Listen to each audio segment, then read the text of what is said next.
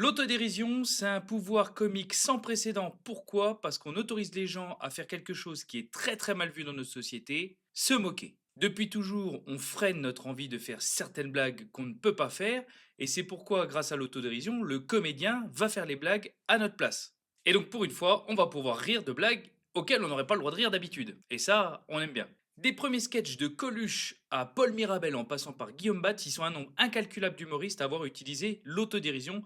Pourquoi? Parce que ça marche extrêmement bien. Ça va vous permettre de tirer une force comique de vos faiblesses physiques ou émotionnelles, et ça, c'est quand même pas négligeable. Par contre, attention à pas tomber dans ce qu'on appelle le pathos. C'est un mot qui vient du grec, salut mon loup, qui veut dire souffrance et qui consiste à faire passer nos émotions au public pour l'emmener dans une certaine forme d'empathie. Je vois beaucoup d'humoristes qui ont 2-3 kilos de trop commencer leur sketch par alors nous les obèses, ou alors des mecs d'1 m 69 dire nous les nains. Non. Essayez de faire rire, mais ne faites pas pitié. Si vous êtes victime d'une particularité physique ou d'un trait de caractère, par exemple, mettez-le à votre profit et servez-vous-en.